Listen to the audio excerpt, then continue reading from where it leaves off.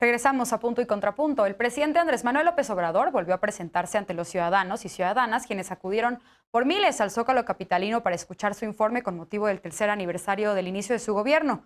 Ante sus simpatizantes aseguró que el país está de pie, a pesar de la pandemia por COVID que tanto dolor ha causado. Tras asegurar que se sigue avanzando en la vida pública del país, el mandatario enumeró los logros de su administración ante la multitud en materia de programas sociales, salud, educación, energía, seguridad, economía y empleo. Destacó que durante su gobierno casi todas las comunidades en México cuentan con algún apoyo gubernamental para mitigar la pobreza y mantener la esperanza. Señaló que el próximo año aumentará la pensión que reciben 9 millones de adultos mayores. Adelantó que también aumentarán las becas de estudiantes a familias pobres desde preescolar a universitarios, con las que se benefició a 11 millones de estudiantes y para las que se invierten 75 mil millones de pesos anuales. En cuanto a salud, dijo que de 8,000 médicos que buscaban una especialización en 2018, se llegó a 18,000 en 2021 y se avanzará en reducir el déficit de médicos en un 25%. Reiteró que se verificará a 80,000 trabajadores de la salud que fueron contratados durante la pandemia. Destacó también que tras los estragos generados por la pandemia en educación, con su propuesta de regreso a clases presenciales, en este ciclo escolar regresaron a las aulas 23.5 millones de estudiantes de nivel básico, así como 1.800.000 trabajadores de la educación. Recordó que en su gobierno no se permitirá ingreso de maíz transgénico ni fracking, no concesiones mineras, no sobreexplotar mantos acuíferos, no a la tala de selvas y bosques, no a basureros de desechos tóxicos, no operar empresas con planta de tratamiento de aguas negras, ni operación que afecte el medio ambiente. El presidente también aseguró que se saldrá de la crisis económica debido a que México no se endeudó como otros países, además de que no se cayó la recaudación de ingresos en la hacienda pública, con lo que se permitirá tener finanzas públicas y suficientes para mantener obras financiadas con el presupuesto, según señaló. También destacó el potencial de crecimiento del sector agropecuario, la industria turística y los beneficios del TEMEC. Bien, segundo bloque. Empiezo contigo, Alfredo, ahora sí para profundizar sobre pues la gestión del presidente López Obrador en los distintos ámbitos del país. Ya ponía yo en contexto algunos temas que tocó hoy. ¿Qué decir al respecto? Y al final te pido también un acierto y un error del presidente López Obrador. Un acierto y un error. A ver, vamos pensándole. A ver, creo que el peor problema que vive el país, y vaya, lo hemos dicho acá muchísimas veces, es la militarización. Y creo que lo que hay que destacar del discurso del presidente hoy en el Zócalo es ese tono que va subiendo. Desde que en los 966 contratos que revisó Isabela González hace un par de semanas, en los que se demostró que la corrupción de la Sedena está presente en la construcción del aeropuerto de Santa Lucía, cuando supuestamente el aeropuerto de Santa Lucía era el antagónico del aeropuerto de Texcoco, el cual se canceló por actos de corrupción. Pues vemos a unas Fuerzas Armadas que siguen en sus esquemas de corrupción, que ya conocíamos, además del aeropuerto de Texcoco, y el presidente pues no ha tenido más, respecto al reportaje, respecto a esto, no ha tenido una respuesta distinta de él, más que defender a las Fuerzas Armadas, más que subir el nivel, no nada más del discurso, sino lo dijimos aquí cuando analizamos el famoso acuerdo de la semana pasada, del lunes de la semana pasada, tiene todo que ver con la Secretaría de la Defensa Nacional y esa corrupción que ha quedado al descubierto. Y se profundiza aún más el problema, porque cuando hablamos de Fuerzas Armadas, por supuesto que tenemos que hablar de derechos humanos, y otra vez el presidente se atrevió, y de verdad es lo que yo no entiendo, cómo podemos pasar este tipo de cosas y darle la vuelta así tan fácil. Volvió a decir que ya no hay masacres en este país, volvió a decir que ya no hay desapariciones forzadas, cuando acaba de estar el Comité de Naciones Unidas para las desapariciones, contra las desapariciones forzadas la semana pasada, y mientras su visita se desarrollaba en nuestro país, 100 personas aproximadamente desaparecieron en México, y hay evidencia de desapariciones forzadas en este sexenio. Hay masacres, hay ejecuciones extrajudiciales como en Carbó, cosas que no se han esclarecido, que nos remiten a los pasajes más oscuros de las violaciones de derechos humanos, como el caso de Tepochica, lo de Nuevo Laredo, lo de Aguililla, lo de Caborca, Cuétamo, Minatitlán, Bavispe, Chiapas. Es falso, es absolutamente falso que en este país ya no se violen derechos humanos, y que el ejército ya esté haciendo un Sí. papel distinto, cuando también tenemos el índice de letalidad más grande, más alto, más elevado de los últimos 3 sexenios, desde Sí, Calderón para acá, 24 civiles mueren por cada soldado que muere en un enfrentamiento. sí. Entonces, la militarización, Mariana, y algo positivo, pues algo que a mí y lo reconozco completamente y creo que ahí también con un énfasis a la Cancillería es la demanda en contra de productores de armas en Estados Unidos. Muy bien. Lisa, ¿cómo vamos en materia de seguridad? Estoy segura que vas a querer tocar ese tema. Seguimos en una crisis de derechos humanos en el país y hacerte el mismo ejercicio que Alfredo, un acierto y una debilidad del gobierno del presidente López Obrador.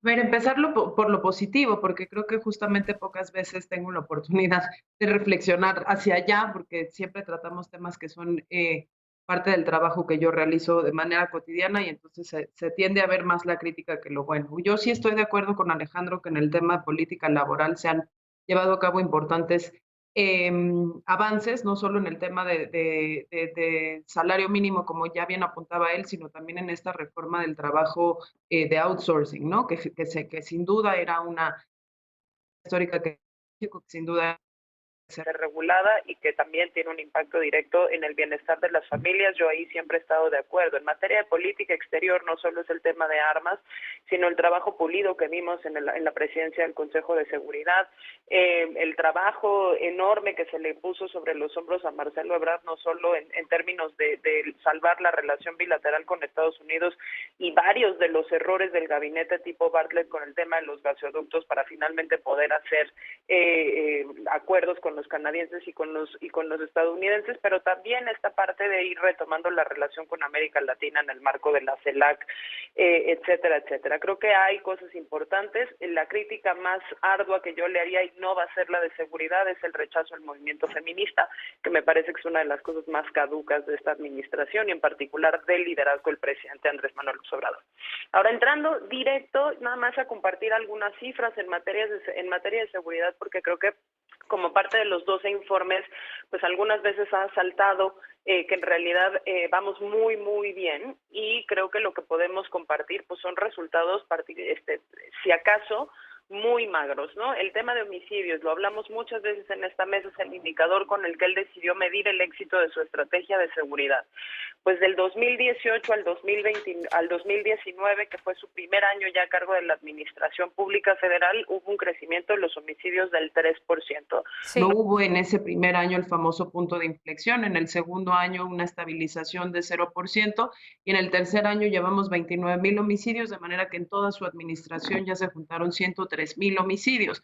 Pero quizás eso no espante tanto como otros crecimientos, por ejemplo, como sí pudimos ver en temas de delitos contra la libertad, todos los tipos de secuestros que en tan solo un año crecieron 10% y si bien luego se redujeron, pues quedan todavía por sí. arriba de los niveles que recibió y lo mismo extorsión, 31% de crecimiento en el primer año y aunque hay disminución de 7% en el segundo año, pues todavía queda muy por encima de los niveles de los mismos periodos de los presidentes anteriores. Te voy a dar nada más 3 cifras y con eso cierro.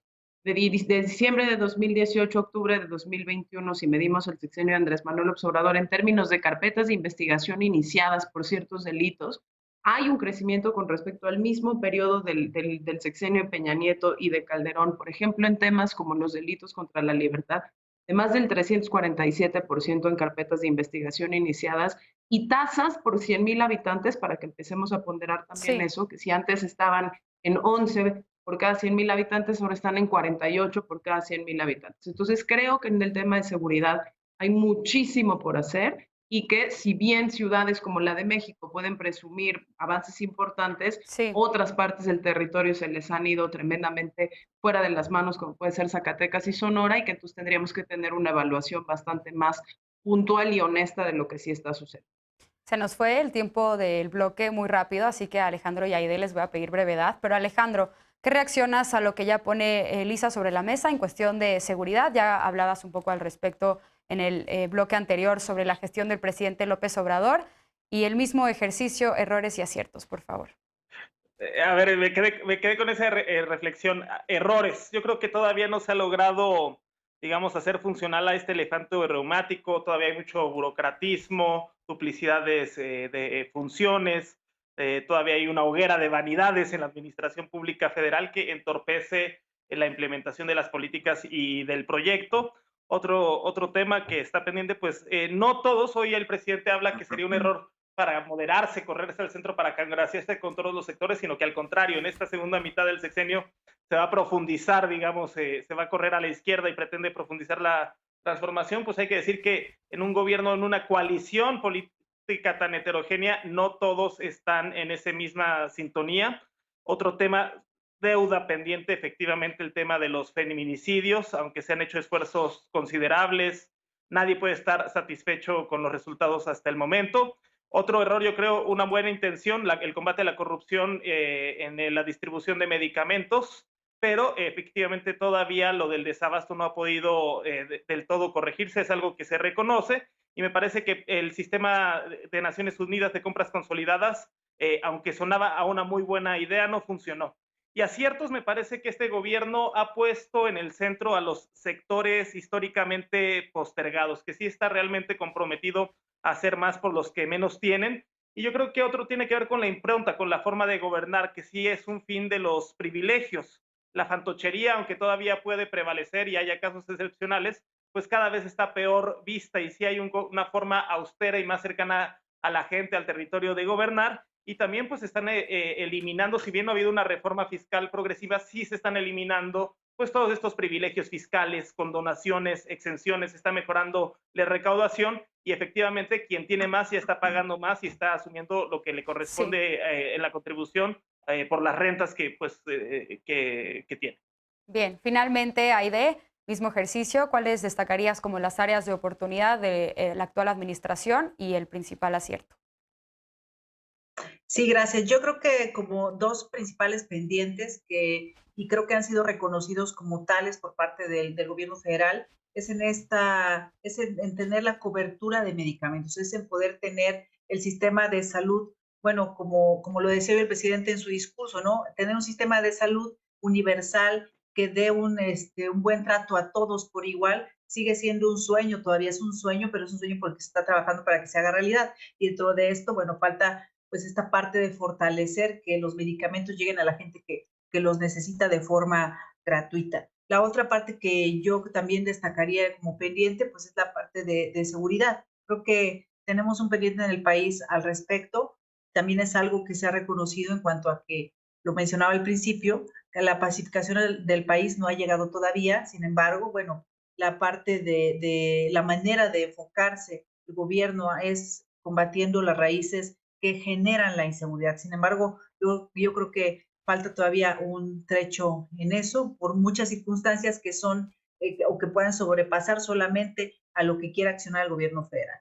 Ahora, por otro lado, yo como acierto, el principal para mí sería esta conducta de tener cercanía con la gente, porque si bien no es una acción de gobierno, al final del día es una aptitud y es una actitud que de arriba para abajo hace que todos los funcionarios públicos tengan la humildad y no sean ya estos seres distantes que por encima del hombro veían a la gente. No digo todos siempre, pero sí era como una leyenda urbana que eran inaccesibles y eso no debe ser así. Y la otra parte es esta intención firme, acompañada de acciones concretas, de poder cerrar la brecha de desigualdad que tiene nuestro país, que eso es algo que nos ha lacerado por muchos años. Un pendiente muy grande todavía. Desafortunadamente tenemos que hacer una pausa. 2 bloques no alcanzan para debatir lo que ha sido la administración del presidente López Obrador, pero me gustó este ejercicio, deberíamos hacerlo más seguido. Vamos a una pausa. Honduras gira hacia la izquierda y tendrá su primera presidenta, Xiomara Castro, que ya prometió que llevará a su país por un socialismo democrático con prosperidad y diálogo, asesorada por su esposo, el expresidente Manuel Zelaya. Regresamos con la opinión de nuestros panelistas a Punto y Contrapunto. No te vayas.